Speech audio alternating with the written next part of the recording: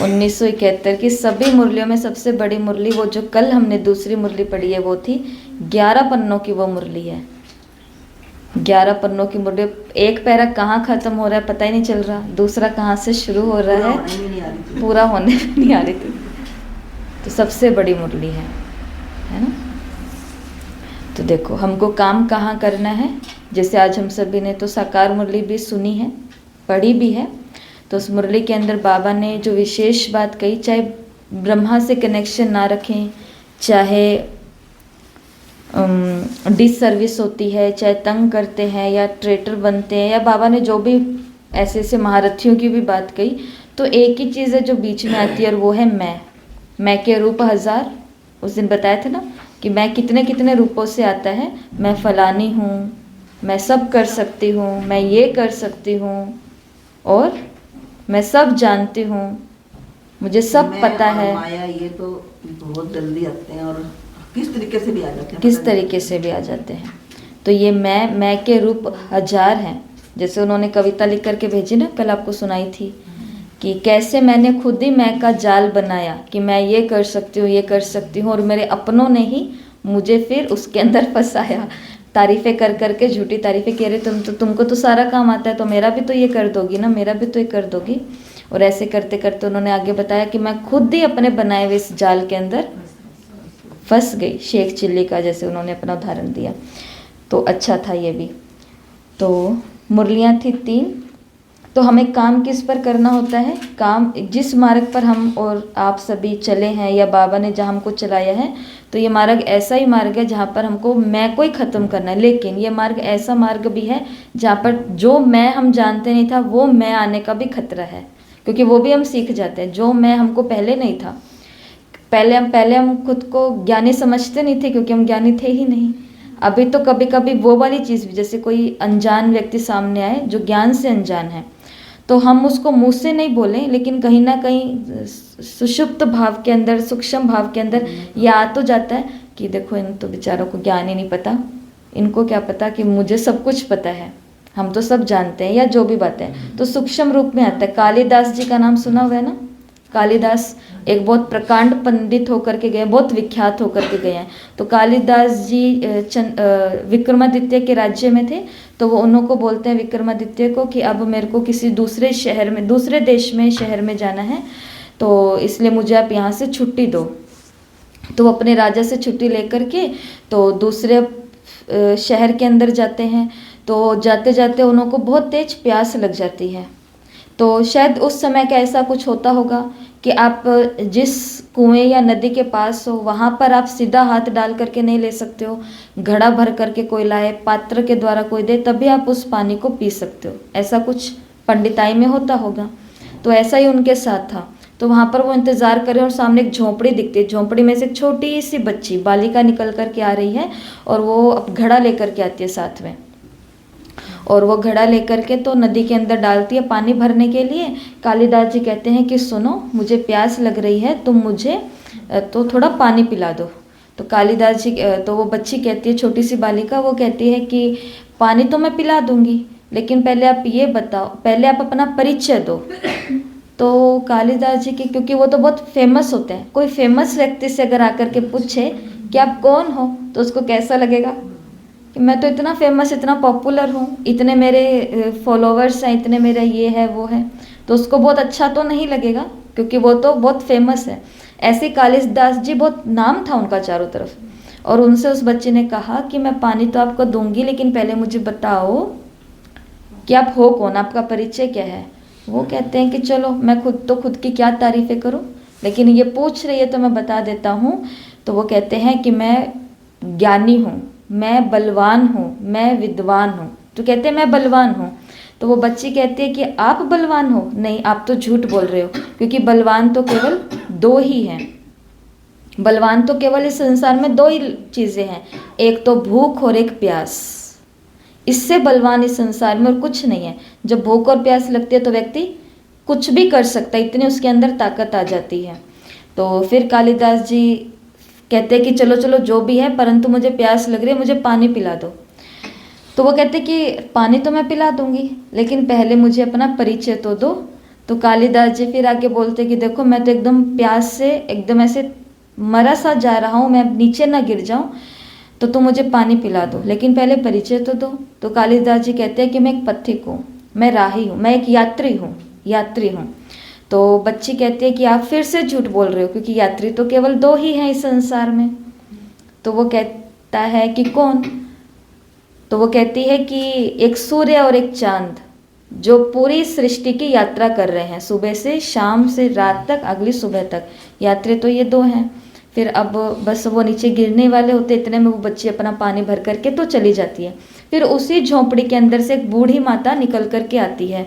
कालिदास जी सोचते हैं कि चलो ये बच्ची थी, इसको तो बेसमझ थी, अब ये बुजुर्ग माता आ रही है, ये तो ज़रूर मेरी इस प्यास को समझेगी। तो वो माता भी घड़ा लेकर के आती है। कालिदास जी कहते हैं कि माता मेरे को बहुत ही ज़्यादा प्यास लग रही है, आप मुझे कृपया करके पानी पिला दीजिए। तो वो माता भी तो माता ही होती है, छोटी बच्ची की ही कुछ होगी। तो वो कहती है कि पानी तो मैं पिला दूँ, लेकिन आप मुझे पहले ये बताओ कि आप परिचय दो कि आप कौन हो। तो वो कहते हैं कि मैं सहनशील हूँ। कहते हैं मैं क्या क्या परिचय दूँ, इन लोगों को कुछ नहीं पता है। तो वो कहते हैं मैं सहनशील हूँ। तो वो बूढ़ी माता कहती है कि सहनशील तो इस धरती पर केवल 2, सहनशील तो केवल 2 ही हैं, तुम तो झूठ बोल रहे हो। तो वो कहती कौन है? वो कहता है, तो वो कहती है सहनशील तो एक झाड़ है और दूसरा पृथ्वी है, धरती माता। झाड़ भी कितना सहन करता है, अपना फल देने के लिए खुद चोटें खा रहा है, बदले में क्या मिलता है उसको? कुछ भी नहीं मिलता। उसके भी पत्ते झड़ जाएंगे तो कोई उसकी तारीफ नहीं करेगा, और जब पत्ते लग जाएंगे तो सब छाया लेने के लिए आ जाएंगे। और धरती तो सुबह से लेकर के, इसके लिए जब हम छोटे होते हैं, बच्चे छोटे होते हैं तो छोटेपन में उनको सिखा देते हैं। आपने भी अपने बच्चों को सिखाया होगा, हमने भी सीखा। तो हमको बचपन में सिखाया कि जब भी बिस्तर से तुम नीचे उतरोगे, पहला पैर रखने से भी पहले तुमको धरती माता को प्रणाम करना है। और वो आज तक हम कर रहे हैं, ज्ञान में आ गए हैं, आज तक वो कर रहे हैं कि सुबह सुबह उठते सबसे पहले बाबा को गुड मॉर्निंग और ये सब कुछ किया, लेकिन नीचे जब पैर रखेंगे तो नीचे पैर रखते धरती माता को प्रणाम करना है और धरती माता को कहना है कि धन्यवाद, आपने फिर से अपने ऊपर पैर रखने के लिए आज मुझे जगाया, और मैं आपसे सुबह सुबह ही माफ़ी मांग लेती हूँ कि आज पूरा दिन मैं आपके ऊपर पैर रख कर के चलने वाली हूँ, या आपके ऊपर गंदगी करने वाली हूँ, या फिर आपके ऊपर जूठन फेंकने वाली हूँ। हम कितना कुछ खा रहे हैं और सब फेंक ही तो रहे हैं, शक्ति हमारे अंदर जा रही है, बाकी गंद तो सारा धरती तो सहन कर रही है, पापियों का भी बोझ धरती ले रही है। सुबह से लेकर के रात तक हम इस माँ को क्या देते हैं सिवाय गंद के? कुछ देते हैं? कुछ नहीं देते। तो वो बूढ़ी माता भी कहते कि सहनशील तो 2 ही है, एक झाड़ और एक दूसरा धरती। फिर वो अब तो बस वो जमीन पर गिरने ही वाला है, अब वो ज़मीन पर गिरने ही वाला है। इतने में फिर वो कहते कि देखो मेरा तुमसे निवेदन है, तो मुझे पानी दे दो, तो मैं मर जाऊंगा नहीं तो वो कहते कि पानी तो मैं दूंगी, पर ये तो बताओ पहले कि तुम हो कौन, तुम्हारा परिचय क्या है? तो वो कहता है मैं महामूर्ख हूँ। वो कहते हैं कालिदास जी कि मैं महामूर्ख हूँ। वो कहते तुम तो फिर से झूठ बोल रहे हो, क्योंकि महामूर्ख तो 2 ही प्रकार के होते हैं। महामूर्ख तो 2 ही प्रकार के होते हैं। एक महामूर्ख वो होता है जो राजा है, लेकिन जिसको शासन करने की नीति नहीं पता है, तो वो महामूर्ख है। जिसको गद्दी तो मिल गई है, आसन तो सिंहासन मिल गया, लेकिन शासन कैसे करना वो उसको पता ही नहीं है। दूसरा महामूर्ख इस संसार के अंदर वो मंत्री होता है, जिसको ये पता है कि मेरा राजा कितना अच्छा नहीं है, लेकिन फिर भी वो अपने विवेक को खत्म करके किसके कहे पर चल रहा है? राजा के कहे पर चल रहा है। अंधेरी नगरी को चौपट राजा वाली बात है। तो कहते हैं महामूर्ख तो 2 ही हैं। बस अब वो जमीन पर गिर चुका है कालिदास तो क्या गिरा है, उसका अहम गिर चुका है, कि उसको लग रहा था ना मैं तो प्रखाट पंडित हूँ, विद्वान हूँ, ये हूँ वो हूँ, तोप हूँ। इतने में वो जो बूढ़ी माता बोलो, छोटी बच्ची बोलो, वो रूप परिवर्तन करती है, महालक्ष्मी का रूप ले लेती है, माँ सरस्वती का रूप ले लेती है, विद्यादायिनी माँ सरस्वती। तो वो सरस्वती माता को जैसे देखता है तो हाथ जोड़ता है, प्रणाम करता है। तो माँ कहती है कि मैं तुम्हारी परीक्षा लेने के लिए आई थी, कि जैसे मैंने देखा कि तुम इतने ज्ञानी, इतने अच्छे, इतने समझदार, इतने विवेकी, इतने महान हो, लेकिन अब तुम्हारे अंदर मैं आना शुरू हो गया है, तो तुम्हारा मैं खत्म करने के लिए एक लीला रची गई, ये तुम्हारी परीक्षा थी। तो हमें किससे पास होना है, यहाँ से बाहर निकलना है हमको। तो दो चीज़ें होती है, या तो मैं को अपने अंदर से बाहर निकाल दो, लेकिन ये बहुत कठिन है। इसके लिए घर बार छोड़ना पड़ेगा, जंगलों में जाना पड़ेगा, एक गुरु बनाना पड़ेगा, सब चीज़ों से मुक्त होना पड़ेगा। ये मार्ग होता है जो भक्ति काल के अंदर कलयुग के बाद में से शुरू हुआ। द्वापर के लास्ट में कलयुग से शुरू हो गया था ये, जहाँ पर लोग जाना शुरू हो गए थे भक्ति करने वाले। दूसरा फिर इसके अंदर क्या बताते हैं, दूसरा है सबको मैं समझ लो। सबको मैं समझ लो मतलब सामने वाले को जो दुख हो रहा है वो दुख उसको नहीं हो रहा, वो मुझको हो रहा है। सामने वाले को जो बात बुरी लग रही है वो उसको नहीं लग रही है, वो मुझे लग रही है। धरती को जो दुख मिल रहा है वो धरती को नहीं मिल रहा, वो मुझे मिल रहा है। आकाश को जो कष्ट हो रहा है वो प्रदूषण से, हवाओं को, ये इनको नहीं हो रहा है, ये मुझको हो रहा है। उसकी बेटी को जो दुख हो रहा है उसके बेटे को दुख हो रहा है, उसकी माँ को, उसके पिता को, उस पड़ोसी को, अड़ोसी को, उसके ये को, उनको नहीं। जैसे सुने तो वो कैसा लगे हमको, वो मुझे हो रहा है। फिर हमको कनरस आएगा कहीं पे कि सुने रस ले करके, क्योंकि वो दुख अब उसका नहीं है, वो किसका है, मेरा। तो एक मैं को ख़त्म करने का तरीका ये है कि सबको ही क्या समझ लो, मैं हूँ। ये सब कुछ क्या है, ये मैं हूँ। तो फिर हम उसके दर्द का तो इंजॉय नहीं ले पाएंगे। दूसरा मैं ये हूँ वो हम शो नहीं कर पाएंगे, क्योंकि मैं तो दुख में हूँ ना, क्योंकि सामने वाले का दुख किसका है, मेरा है। तो आज का पहला होमवर्क सबको करना है। एक लेटर लिखना है सबको, बहुत बड़ा लेटर नहीं लिखना है, लेकिन ये करना सबको है। जो और कोई होमवर्क नहीं कर रहे उनको भी आज ये होमवर्क करना है। भले आप ग्रुप में नहीं भेज सके, लेकिन आपको अपने पास ये होमवर्क रखना है। ग्रुप में भेजो तो अति अच्छी बात हो जाएगी ये तो पहला होमवर्क क्या, आज आपको एक लेटर लिखना है। किसको, लेटर टू यूनिवर्स, सृष्टि को लेटर लिखना है आज। इस पूरी की पूरी, जैसे कुछ लोगों के लेटर हैं इंटरनेट पर, तो वो मैं आपको पढ़ करके सुनाती हूँ। तो इस लेटर के अंदर सबसे पहले क्या करना है, डियर यूनिवर्स, प्रिय सृष्टि, प्रिय पृथ्वी, प्रिय विश्व, जो भी आप लिखना चाहें। तो सबसे पहले ऐसे लिखना है, प्रिय यूनिवर्स। उसके बाद में क्या करना है, सबसे पहले शुक्रिया करना है। पहला स्टेप थैंक्स करना है, इस प्रिय सृष्टि का धन्यवाद करना है। एक लाइन में करो, आधी लाइन में करो, या केवल धन्यवाद एक शब्द में करो, जैसे भी आपको अच्छा लगे। फिर उसके बाद में क्या करना है, माफ़ीनामा शुरू कर देना है। शुक्रिया के बाद में माफ़ी, कि तुमने मुझसे क्या क्या उम्मीदें की होगी, लेकिन मैं क्या हूँ वो सृष्टि को बताना है। पहला डियर सृष्टि, डियर यूनिवर्स। दूसरा धन्यवाद देना है। तीसरा मैं क्या हूँ वो बताना है, किस धरती पर रहने वाला मैं कैसा प्राणी हूँ। मैं स्वार्थी हूँ, मैं एक नंबर का स्वार्थी हूँ, और मैं सिर्फ अपने बारे में सोचने वाला हूँ। मैं खुद के ऊपर कुछ, इस सृष्टि तुम्हारे लिए कुछ भी नहीं कर पा रहा हूँ। ना मैं वृक्षों की रक्षा कर पा रहा हूँ, ना जल की, ना हवा को शुद्ध कर पा रहा हूँ। मैं कुछ भी नहीं कर पा रहा हूँ। यहाँ तक भी शायद मैं वाइब्रेशन भी अच्छा नहीं कर पा रहा हूँ, इतना भी टाइम मैं नहीं दे रहा हूँ। तो पहली बात, या फिर मैं बहुत अच्छा कर रहा हूँ कि आजकल मैं ये कर रहा हूँ, आजकल मैं ये हूँ। तो तीसरी बात क्या लिखनी है, डियर सृष्टि, धन्यवाद। तीसरी बात लिखनी है कि मैं क्या हूँ, इस सृष्टि पर रहने वाला मैं क्या हूँ। और चौथी और लास्ट बात लिखनी है कि मैं तुमसे अब क्या चाहता हूँ, किससे, सृष्टि से। ये सृष्टि है ना, ये कैसा भंडार है जिससे हम जो भी लेना चाहें ये देने के लिए तैयार है। थोड़े समय पहले एक मूवी आई थी जब हम लोग छोटे होते थे, तो उस मूवी के अंदर ये डायलॉग था। वो सिर्फ मूवी के अंदर डायलॉग है, लेकिन ये मनोवैज्ञानिक है, वो ये बात सिद्ध करते हैं कि जो भी हम सच में दिल से संकल्प करते हैं कि बस ये अभी हो जाना चाहिए, तो पूरी की पूरी कायनात उस काम के अंदर जुट जाती है तुम्हारा वो काम सफल कराने के लिए। तो कायनात माना पूरी सृष्टि, ये मूवी के अंदर डायलॉग भी आया था।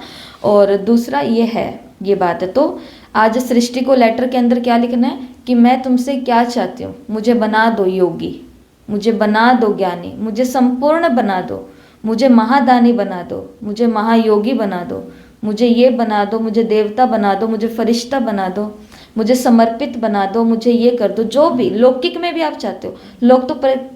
लोग तो यूनिवर्स से पैसा मांगते हैं, ये लेटर्स है ना इंटरनेट पे, इसमें ये भी है। कि तुम मुझे इतने करोड़ रुपए दे दो, और प्रकृति ऐसी ऐसी घटनाएं घटित कर देती हैं कि उनके पास पैसे उनको भी नहीं पता। जैसे कि एक वाक्य बताते हैं कि एक व्यक्ति था जिसको ऐसा एक संकल्प आया कि ना मेरे को बहुत पैसा चाहिए, तो वो प्रकृति को कहता है, इस यूनिवर्स को कहता है, प्रकृति माना यूनिवर्स सृष्टि को कहता है कि मुझे बहुत एक खजाना निकल जाना चाहिए बस, अब मेरे दिल की, लेकिन 100% उसकी ये इच्छा थी कि ये खजाना निकल जाए। लेकिन अगर ये अच्छे भाव से होगा तो प्रकृति करेगी, बुरे भाव से होगा तो प्रकृति नहीं, सृष्टि नहीं करेगी, वो फिर माया करेगी। और माया का करा हुआ फिर खड्डा दूसरों के लिए खोदेंगे तो वो भुगतना किसको पड़ेगा? खुद के लिए। इसलिए इस बात का भी ध्यान रखना है।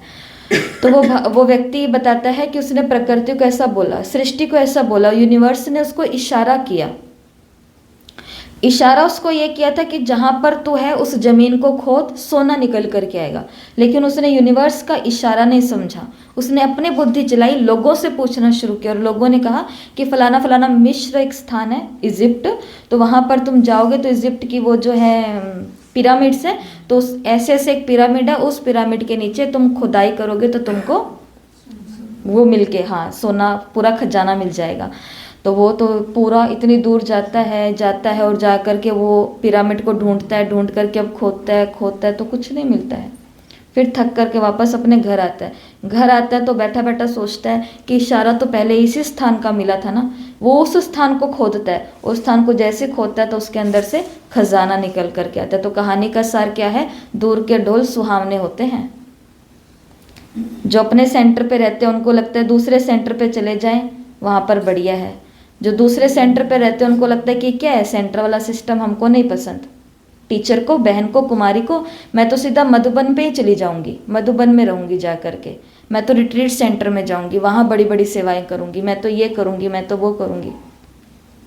लेकिन दूसरे की थाली का लड्डू हमेशा बड़ा लगता है, दूसरे की थाली में घी हमेशा ज़्यादा लगता है। इंग्लिश में कहावत है ना कि दूर से जो घास दिखती है वो हमेशा हरी ही दिखती है, लेकिन वो हरी होती नहीं है, वो होती नहीं है। तो दूर के ढोल सुहावने होते हैं, लेकिन आप जहाँ हो खजाना वहीं निकलेगा। आप जहाँ हो ना, खजाना कहाँ निकलेगा? आपको वहाँ रखा इसलिए क्योंकि खजाना वहाँ पर ही है। उस भाई को रखा इसलिए था क्योंकि खजाना उसके पैरों के नीचे था। अब देखो आप, आपके पैरों के नीचे खजाना दबा हुआ है। तो हमें खजाना यहाँ मिलेगा, हमें खजाना किसी दूसरे स्थान पर जा कर के, मधुबन में भी जा कर के नहीं मिलेगा। मधुबन वालों का खजाना मधुबन में है, उस सेंटर वालों का खजाना उस सेंटर में, उस सेंटर का। इसके लिए हमेशा इस बात को ध्यान रखना है कि ढोल हमेशा दूर के ही सुहावने लगते हैं, और जब वो पास में आकर के बजते हैं तो माथा फटने लग जाता है। तो ये बात है।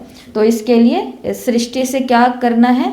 मांगना है, उसको कहना है कि मैं अब तुमसे क्या चाहता हूँ। और वैसे तो कहते हैं ना कि सब कॉन्शियस माइंड दिन में इस टाइम एक्टिवेट होता है, एक तो सोने के समय, एक उठने के समय।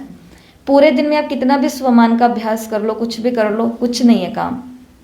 जैसे दुश्मन सामने आएगा उतने में ढेर हो जाएंगे, लेकिन सोते समय और उठते समय कुछ किया तो जैसे वो सामने आएगा इतने में हम भी रूप परिवर्तन हो जाएगा, हम भी शांत हो जाएंगे। और बाबा सब बुरी बातें हमारी बुद्धि से मर्ज कर देता है, गाय बाद में याद आती है कि ये हुआ था, ये हुआ था, ये हुआ था। तो यूनिवर्स तो लिखना है आज लेटर सभी को। जैसे एक दो लेटर हैं कि ये किसी ने दिसंबर 1, 2020 में यूनिवर्स को लेटर लिखा हुआ है। Thank you for all of your love in my life, कि मैं तुमको धन्यवाद कर रहा हूँ जो भी तूने मुझे पूरे जीवन के अंदर प्यार दिया है। Thank you for all of the money that has come into my life, कि मैं उसका भी धन्यवाद करता हूँ जितना धन मेरे पास इस सृष्टि के माध्यम से आया है। Thank you for all on going adventures, जितने भी एडवेंचर आए, एडवेंचर तो रोज ही आते रहते हैं ना, परिस्थितियाँ या खतरा, और मैं क्या बन गया? खतरों का खिलाड़ी बन गया। तो thank you for endless creativity, कि जो मेरे अंदर क्रिएटिविटी है जो समाप्त होने का नाम ही नहीं रह रही है। तो हे सृष्टि तुम्हारा धन्यवाद कि तुम ये करती जा रही हो। Thank you for your cool nature, कि तुमने जो मेरे को इतना सुंदर वातावरण या नेचर या प्रकृति दी है, तो इसका भी मैं धन्यवाद करता हूँ। तो ये किसी का है, एक छोटे से बच्चे का लेटर लिखा हुआ है सृष्टि के लिए कि dear universe you are so cool, कि तुम बहुत कूल हो, मज़ेदार हो तुम। तो ये एक छोटे से बच्चे का लेटर है सृष्टि के लिए। तो ऐसे सबको ये सृष्टि के लिए पत्र लिखना ही लिखना है। जो हम खुद सोचते हैं। ये तो आपको डेमो दे दिया कि ऐसा, पहले डियर गॉड, फिर थैंक यू, फिर जो आप चाहते हो उससे वो भी, फिर जो आप हो वो लिखना है, फिर जो आप चाहते हो वो लिखना है।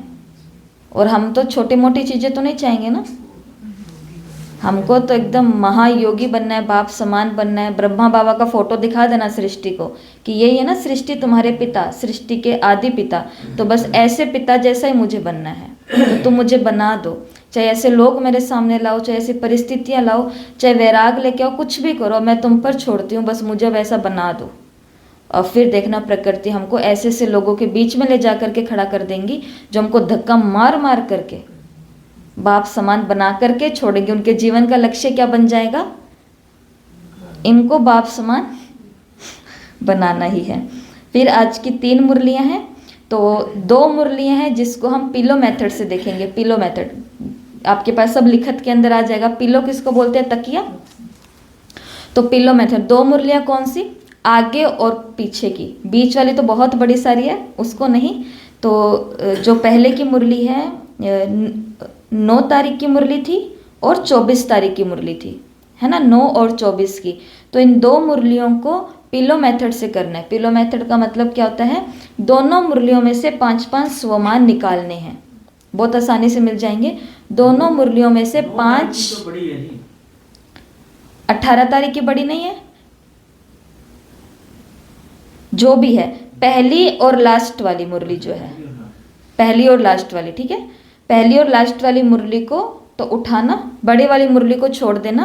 पहली और लास्ट वाली मुरली में से 5-5 स्वमान निकालने हैं, 2 चिट पर लिखने हैं। दोनों चिट को तैयार कर लेना है। फिर पूरे दिन में उसका कुछ भी नहीं करना है। रात को फिर अब जब सोएंगे तो एक चिट सीधे सिर की तरफ, एक चिट उल्टे सिर की तरफ रख देनी है और सो जाना है। अब वो रात भर क्या होगा? वो 5 स्वमान इस दिमाग में जाएंगे, 5 स्वमान इस दिमाग में जाएंगे। क्रिसमस ईव पर यही होता है ना 24 दिसंबर को, कि माता पिता बच्चे को बोलते तकिया के नीचे रख करके सो। सुबह उठते हैं तो गिफ्ट तैयार होता है। एक मुरली का इधर, दोनों दिमाग अच्छे करने हैं ना, तार्किक वाला भी और भावनात्मक वाला भी। तो मुरली क्या करना है? पहली और लास्ट वाली मुरली, बड़ी मुरली को छोड़ करके, बड़ी मुरली को तो हम अलग मेथड से देखेंगे। पहली और लास्ट वाली मुरली में से 5 स्वमान निकालने। और ये काम देखो, आपको बहुत बारी बोला है, सीधा नहीं करना कि घर गए, काम नक्की किया और जाते ही मुरली उठाई, जो जो स्वमान आ रहे वो हाथ हाथ लिखते गए, ऐसे नहीं करना। फिर तो होमवर्क करने का लक्ष्य हो गया, मुरली याद करने का तो लक्ष्य ही नहीं हुआ हमारा। तो मुरली एक बारी रात को तो हमने पढ़ ही ली है। घर जा करके क्या करना है? पहले मुरली को पढ़ना है, कीवर्ड्स निकालने हैं। फिर आपको बताया कि कीवर्ड निकल गए। अब आंखें बंद करने, कीवर्ड को नीचे से ऊपर, ऊपर से नीचे, या फिर आंखें खोल के नीचे से ऊपर, ऊपर से नीचे, मुरली पूरी एकदम याद हो जाएगी। जैसे संपूर्णता की, समर्पण की क्या है परिभाषा? 1971 की मुरली के अनुसार समर्पण की परिभाषा क्या है? समर्पण की परिभाषा क्या है? भाई आपके स्वभाव संस्कार भी जो पुराने हैं, हाँ, पुरानी दुनिया के। हाँ, तो 1900 हर मुरली में समर्पण की अलग अलग परिभाषा होगी। लेकिन ये मुरलियां जो आई तो उसमें से एक मुरली के अंदर जो भी पीछे ही हमने देखी, उसमें समर्पण की क्या परिभाषा थी? कि पुराने स्वभाव संस्कार जो विकराल हैं, तो वो भी क्या हो जाने, मतलब ईश्वरीय मर्यादा के विपरीत जो भी स्वभाव संस्कार हैं उन सभी का मिटा देना ही क्या है? समर्पण है। ईश्वरीय मर्यादा के विपरीत जो भी है। तो ये कैसे हमको परिभाषा, अब अगली मुरली में कोई और समर्पण की परिभाषा आ जाएगी, अगली मुरली में कोई और समर्पण की। एक मुरली बाबा बोल देगा समर्पण की परिभाषा का मतलब है, समर्पण का मतलब है मैं का त्याग करना। अब हम कैसे याद रखेंगे बाबा कौन से समर्पण की बात कर रहे हैं? तो उसके लिए क्या करना होता है? मुरली को पढ़ना होता है, कीवर्ड्स निकालने होते हैं, फिर कीवर्ड को ऊपर से नीचे, नीचे से ऊपर 1-2 बारी केवल देखना होता है। अब उसको छोड़ देना होता है। फिर बाद में जब बैठेंगे अब केवल स्वमान निकालने हैं, जो आज का होमवर्क है। स्वमान निकाले, 5 इस पे 5 इस पे रखे, चिट तैयार कर ली दोनों। और रात को सोते समय दोनों चिट कहाँ रखनी है? दोनों तकिया के एक इस तरफ और एक इस तरफ, ये काम करना। ये था दूसरा होमवर्क। पहला है लेटर टू यूनिवर्स, दूसरा है 2 मुरलियों से ये। कौन सा मेथड बोलते हैं इसको? पिल्लो मेथड बोलते हैं। पिल्लो के नीचे बच्चों को भी सिखा दो ये, तुमको जो बनना ना आई एम इंटेलिजेंट, तो तकिया के नीचे रोज ये सोमान लिख करके सो जाया करो। दोनों कान में गूंजेंगे वो सामान। तो कुछ तो होगा ही ना। हम भी आज ट्राई करके देखेंगे तो पता चलेगा, जिन्होंने नहीं किया वो ट्राई करके देखेंगे तो पता चलेगा। अब जो ये है दूसरी मुरली, माना जो सबसे बड़ी मुरली थी, 11 पन्नों की मुरली थी, तो उसको हम उस मुरली के अंदर क्या है, बाबा ने बहुत सारे एग्जाम्पल दिए। बाबा की हर मुरली के अंदर बाबा एग्जाम्पल देते हैं, कभी मशीन का दे देते हैं, कभी रॉकेट का दे देते हैं, कभी बैटरी का दे देते हैं, तो कभी किसका कभी किसका। वैसे तो देखो कुरान शरीफ को उठाओगे, चाहे भागवत को उठाओगे, महाभारत को उठाओगे, गीता को, चाहे इधर बाइबल को, कोई भी धर्म शास्त्र, चाहे धम्पद है गौतम बुद्ध के द्वारा, कोई भी धर्म शास्त्र को जब हम पढ़ते हैं ना, उसके अंदर सिर्फ ही सिर्फ क्या है, एग्जाम्पल है कि तुमको ऐसा बनना है। जैसे मैं महामूर्ख हूँ, अरे नहीं, महामूर्ख तो दुनिया में 2 ही होते हैं, एक ऐसा और एक ऐसा, एग्जाम्पल दे दिया। यात्री तो 2 ही हैं, एक ये और एक ये। तो हर एक धर्म पुस्तक के अंदर क्या है, धर्म पिता ने केवल एग्जाम्पल ही दी है, एग्जाम्पल। तो शिव बाबा भी धर्म पिता है, आदि सनातन देवी देवता धर्म का। तो बाबा की भी ये जो मुरली है, इसको हम पढ़ेंगे एग्जाम्पल मेथड से। क्या मेथड का नाम है? Example method. तो इस मुरली के अंदर बाबा ने 36 प्रकार के एग्जाम्पल दिए। कितने प्रकार के? 36। बोलो जोर से 36 ताकि अंदर घुस जाए। 36 एग्जाम्पल हैं इसके अंदर, 36। देखो, हमको मुरली पढ़ने के अंदर थोड़ा आएगा, लेकिन भगवान को सुनाने के अंदर क्रिएटिविटी, कितना क्रिएटिव है भगवान। तो मैं पढ़ने शुरू करती हूँ। मुरली सबने पढ़ी हुई है, तो फिर इसके साथ हम मुरली को लिंक कर लेंगे कि किन किन बाबा ने एग्जाम्पल्स की बात की, तो हमको पूरी मुरली याद हो जाएगी। पहला एग्जाम्पल बाबा ने मुरली के अंदर दिया था क्षमा और परवाने का। पहला एग्जाम्पल क्षमा और परवाने का। घर जाकर के मुरली को फिर से पढ़ते तो हो ना? हाँ जी ना। तो पढ़ेंगे तो इन 36 बातों के साथ पढ़ेंगे तो मुरली बिल्कुल ही याद हो जाएगी। तो पहले क्षमा और परवाना। इसके अंदर बाबा ने क्या कहा कि शिव बाबा कौन है? क्षमा, और हम सभी कौन है उस पर? फिदा। एक क्षमा के ऊपर फिदा होने वाले हम अनेक परवाने हैं। अगर 2-3 क्षमाएं इकट्ठी कर ली तो वो कि बाबा मैं आपसे तो प्यार करती हूँ, पर थोड़ा सा प्यार इससे भी करती हूँ। तो बाबा ने उस दिन मुरली में क्या बोला कि परसेंटेज नहीं होता है प्यार के अंदर। प्यार होता है या तो पूरा होता है या फिर होता ही नहीं है। थोड़ा और ज़्यादा और आधा क्या होता है, तो वो नहीं होता। और बाइबल के अंदर आता है ना कि भगवान कहते हैं कि मेरे को बहुत ईर्ष्या होती है। भगवान भी ईर्ष्यालु है, उसके अंदर है। तो भगवान को लेकिन ईर्ष्या किस चीज़ की होती है? जब मेरे बच्चे, जब मेरे प्रिय जो हैं, मेरे डियर और नियर जो हैं, वो मेरे अलावा किसी और को प्यार करते हैं। अब सोचो हम बाबा के आगे बैठे हैं, बाबा की फ़ोटो के आगे अपने घर में, बाबा का रूम जो हमने बनाया हुआ है, वहाँ पर हम बैठे हैं और बैठे बैठे अपना जो नियर एंड डियर है, अपना जो प्रिय है, या तो उसके लिए रो रहे हैं या उसकी कही गई कोई बात के ऊपर रो रहे हैं। और बाबा बाबा बाबा, हमको लगे बाबा कह रहे बच्चे चिंता मत करो मैं बैठा हूँ, हम तो लेकिन बाबा के सुननी नहीं है। ऊपर से हम ये और कर रहे हैं कि जो हमको इतना प्यार करता है, एक माँ है जो अपने बच्चे से कितना प्यार करती है, बहुत, मतलब उसके प्यार की तो कोई सीमा ही नहीं है। माँ का और बच्चे का जो प्यार होता है वो इस दुनिया का सबसे पवित्र प्रेम तो होता ही है ना। लेकिन बच्चा अगर आ करके माँ का उसने कुछ नहीं पूछा है, लेकिन अपना ही कोई प्यार की बातें बता रहा है कि उसने मुझे ये कर दिया, मैंने उसका ये किया, उस माँ को अंदर ही अंदर क्या हो रहा होगा? वो ऊपर से तो कुछ नहीं बोलेगी, परंतु अंदर तो ऐसा जल रहा होगा कि अरे ठीक है, पर मैं भी तो तुझसे कितना प्यार करती हूँ ना, मैं भी तो तुझसे। और कभी कभी माएँ बोल भी देती चलो छोड़, उनको छोड़, पर मैं हूँ ना यहाँ पर। पर बच्चे को कौन सा प्यार चाहिए? वो वाला जो उसको छोड़ रहा है, जो उसको तोड़ रहा है, निचोड़ रहा है, सब कुछ कर रहा है। तो बाबा को भी कैसा लगता होगा जब हम बाबा के आगे इंसानों के लिए रोते होंगे। बाबा करेगा तो कुछ नहीं, और ऊपर से कभी कभी तो हो सकता है कोई बाबा को ये भी कह दे कि बाबा प्लीज़ मेरी सेटिंग करा दो ना। तो बाबा को कैसे, बाबा कहेगा मेरे साथ सेटिंग करो जो करनी है, तो किसी और के साथ क्यों, उधर तो तोड़ा मोड़ा जो भी है दिल का। जैसे स्नेह की परिभाषा अलग होती है, मोहब्बत की परिभाषा अलग होती है, प्रेम की परिभाषा अलग होती है, मोह की परिभाषा अलग होती है। दिखने में ये सारे एक जैसे, जैसे सुख और आनंद एक जैसा लगता है, खुशी सुख आनंद एक जैसे लगते हैं, लेकिन ये बिल्कुल भी एक जैसे नहीं होते हैं। प्रेम, स्नेह, मोह, प्यार, या क्या बोला, मोहब्बत, ये दिखने में एक जैसे हैं परंतु सुनने में एक जैसे, पर ये होते एक जैसे बिल्कुल भी नहीं है, सबके अलग अलग है। तो भगवान से हमको क्या करना है, क्षमा के ऊपर परवाने को फिदा। और कितना फिदा होना, थोड़ा, पूरा ही ठीक है, थोड़ा नहीं होना। तो ये था पहला एग्जाम्पल क्षमा और परवाने का। परवाने को देखा है ना दीपावली के दिनों में या बारिश के दिनों में, कैसा सुबह सिर्फ डेड बॉडीज ही मिलती है।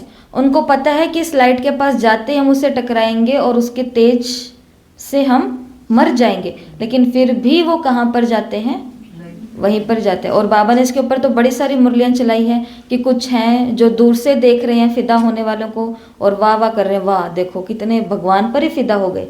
कुछ हैं जो फेरा लगा करके चले जाते हैं, और कुछ हैं जो खुद भी फिदा हो जाते हैं, खुद ही मर जाते हैं। कल का क्या था लास्ट स्वमान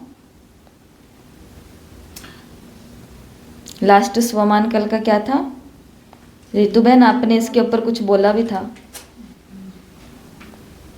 मर मर के जी रही हूँ सेवा, मैं सेवाधारी हूँ और ये जीवन सेवा के लिए ही है। ये मेरी ये जो अब के जीवन है ना, ये किसके लिए है, इसके और इसके लिए नहीं है, ये सिर्फ सेवा। हाँ, अगर वो सेवा इनकी है तो वो जीवन फिर इनका भी है, लेकिन वो जीवन इनका नहीं है, वो जीवन किसका है, सेवा के लिए है। तो वो ये फिदा होने का मतलब ये है। अगला उदाहरण, अगला एग्जाम्पल जो बाबा ने मुरली में दिया वो था अग्नि और सेक का, अग्नि और सेक का। अभी सिर्फ मैं एग्जाम्पल सुना दूंगी 36 के 36, तो फिर घर जाके मुरली पढ़ेंगे तो आप ये कर लेंगे। अग्नि क्या करती है, हर चीज को परिवर्तन कर देती है। अग्नि के अंदर पेपर डालेंगे तो बाहर क्या निकल कर के आएगा, राख निकल के आएगा। व्हाइट पेपर डालेंगे, ब्लैक राख निकल के आएगी। तो ऐसा ही तो परिवर्तन होना होता है। फिर अगला एग्जाम्पल बाबा ने दिया ठंडी चीज और शीतलता, ठंडी चीज और शीतलता। अगला एग्जाम्पल, वायुमंडल में चीज और उसका प्रभाव, वायुमंडल में चीज और प्रभाव।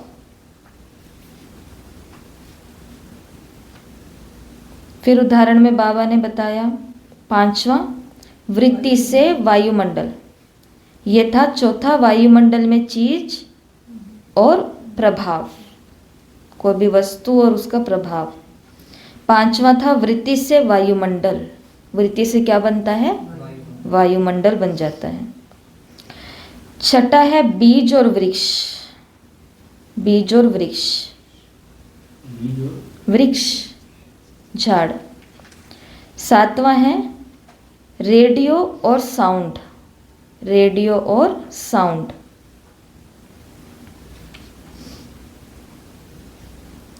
आगे है टीवी और एक्ट। एक्ट का मतलब उसके अंदर क्या चल रहा है, टीवी एंड एक्ट। फिर 9वां है सिनेमा एंड एक्ट, सिनेमा और एक्ट।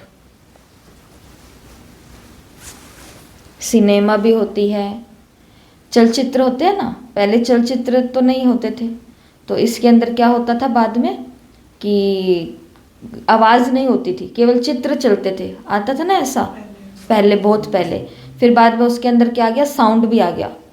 तो सिनेमा भी होती थी, टीवी के अंदर भी जो आता था वो बिना साउंड के आता था, एक्शन वाला, जो बाबा ने कहा मुरली के अंदर कि बोलना क्या कर देना है, कम कर देना। तो फिर बाद में क्या आया, साउंड आया, सिनेमा में भी साउंड आया तो टीवी में भी साउंड आया। इसके लिए यहाँ पर ये है टीवी एक्ट और साउंड, सिनेमा एक्ट और साउंड। फिर 10वां है महान अंतर। महान अंतर तो अब हम सभी को पता चल गया ना, इस मुरली में बाबा ने महान अंतर यही कहा कि हर चीज़ के अंदर श्रीमत क्या है, परमत मनमत क्या है, इन सभी का अंतर रखना है। फिर 11वां है तीर और कट करना, महान अंतर, 10वां महान अंतर। फिर 11वां है तीर और कट करना। 12 है घेराव से आत्मा को पकड़ना, घेराव से आत्मा को पकड़ना। 13वां करामात और कमालियत, करामात और कमालियत, कमालियत का मतलब कमाल, करामत से क्या होती है, कमाल होती है, करामात और कमालियत।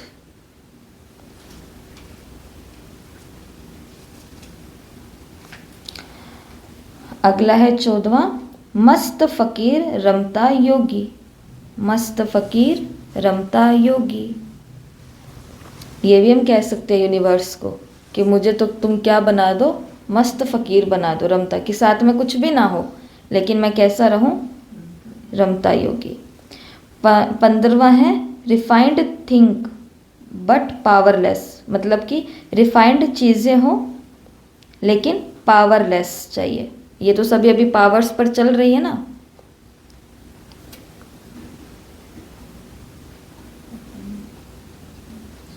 तो ये आपको 15 बता दी है, बाकी अब आपके ग्रुप में भेज दी जाएगी, वो आप खुद से करना आप, ठीक है। क्या करना है, ये तीसरा होमवर्क है। पहला होमवर्क लेटर टू यूनिवर्स, सृष्टि को आज पत्र लिखना है। बहुत बड़ा नहीं लिखना, छोटा सा प्यारा सा दिल को छूने वाला, जैसे एक छोटे से बच्चे ने पत्र लिखा हुआ है कि dear universe you are very cool, कि तुम बहुत कूल हो और मुझे तुम्हारे साथ फन मज़ा बहुत आता है। तो ऐसा मतलब कि प्रकृति सृष्टि को भी लगे कि कोई है जो आज उसको धन्यवाद दे रहा है, ठीक है। तो लेटर लिखना है। और दूसरा क्या काम करना है, इन 2 मुरलियों से, छोटी वाली जो 2 मुरलियाँ हैं, इन दोनों मुरलियों से 5-5 स्वमान निकालने हैं, 2 चिटकियों पर लिखने हैं और रात को सोते समय वो याद से अपने पिल्लों के नीचे रखनी है, ठीक है। और सीधा स्वमान निकालने की कोशिश मत करना, पहले मुरली को पढ़ना है, कीवर्ड्स निकाल लेने हैं, स्वमान तो आपको अपने आप मिलेंगे, सामने ही है। और फिर तीसरा काम क्या है, ये 36 एग्जाम्पल जो बाबा ने बड़ी मुरली से दिए हैं इनको नोट करना, पहले नोट करना, नोट करोगे तो दिख जाएंगे ये है, फिर मुरली को पढ़ना, तो मुरली सारी की सारी याद हो जाएगी, क्योंकि अब सिर्फ वो एग्जाम्पल ही निकल के आएंगे और उन एग्जाम्पल से जोड़ करके बाबा ने क्या बातें कही हैं तो वो पता चल जाएगा, ठीक है। कुछ पूछना है, काम ज़्यादा तो नहीं है, बोलो। ज़्यादा है, ज़्यादा कैसे है, 36 स्वमान तो 36 पॉइंट तो आपको यहाँ से भेजे जाएंगे, कॉपी पेस्ट करना आपको, ठीक है। ये तो काम है ही नहीं आज का। और 5-5 स्वमान लिखने हैं, ये भी कोई काम है ही नहीं। स्वमान तो कोरोना के अंदर हमने 1000 स्वमान लिखे हुए हैं, याद है सबको। कोविड के अंदर 1000 स्वमान लिखते थे पूरा दिन बैठ करके, ये तो बहुतों ने अभ्यास किया होगा। तो ऐसा, तो इसमें कोई बहुत बड़ी बात नहीं, बस हाँ मुरली को ज़रूर पढ़ना है। और जो वेरी इंपॉर्टेंट मुरली आज की वो है जो दीपावली के ऊपर चली हुई मुरली थी, पहली मुरली, हाँ पहली मुरली 8-10 वाली। तो ये मुरली है वेरी इंपॉर्टेंट। तो वेरी इंपॉर्टेंट मुरली के साथ क्या करना होता है, प्रश्न निकालने होते हैं। कितने, 10 प्रश्न उत्तर निकालने में मज़ा आता है कि नहीं आता, आता है। तो ये अब आपकी वेरी इंपॉर्टेंट मुरली है, इसके अच्छे प्रश्न निकालना, क्योंकि जो प्रश्न आप निकालोगे हो सकता है उसी में से ही प्रश्न आ जाएं। और कल, आज 20वां दिन हो गया भट्टी का, पता चला किसी को। अब कल 21वां दिन लास्ट दिन है, 4 दिन का ब्रेक मिलेगा सबको तैयारी के लिए, जिसके अंदर सारी मुरलियाँ 4 दिन का भी हो सकता है, 5 दिन का भी हो सकता है, वो मैं कल फाइनल बता दूंगी आगे की व्यवस्था को देखते हुए, क्योंकि अगला फिर आगे बाबा मिलन का मंथ आ रहा है, तो उस हिसाब से क्या हमको करना है। तो कल फाइनल होगा, पेपर की डेट भी कल ही बता देंगे। और पेपर से पहले कितने दिन का, 1 सप्ताह का भी हमको तैयारी, और हो सकता है मुरली हम सारी यहीं से रिवाइज करें, सभी मुरलियों को फिर से खोला जाएगा, फिर से पढ़ा जाएगा 7 दिन या 6 दिन के अंतराल में, ऐसा है। तो इसके लिए पर आपको पहले ये होमवर्क कंप्लीट रखना है अपना, तब। और कल अनाउंसमेंट भी हो जाएगी कि चलो वो कल ही बताऊंगी अभी, सरप्राइज। पेपर कब है वो तो पता चल जाएगा। पेपर तो बस समझ लो, अगर 7 दिन रिवीजन होगा तो 8वें दिन पेपर होगा, वो तो यही है। ये तो सरप्राइज नहीं है। तो ये नहीं है ना सरप्राइज, वो कुछ और है। सरप्राइज नहीं कहेंगे कोई, बस ऐसे ही है बस। चलो प्यारे बाबा की याद में बैठते मैं हैं। समझ गई। रेड लाइट कर देंगे।